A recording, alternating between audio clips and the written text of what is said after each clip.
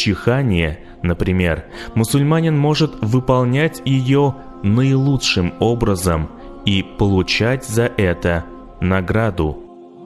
Это ли не благо и милость Аллаха? В хадисе сказано: «Поистине Аллах любит чихание и не любит зевоту.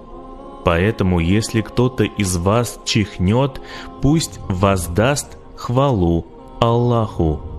Ответить на чихание является обязанностью мусульманина перед другим мусульманином.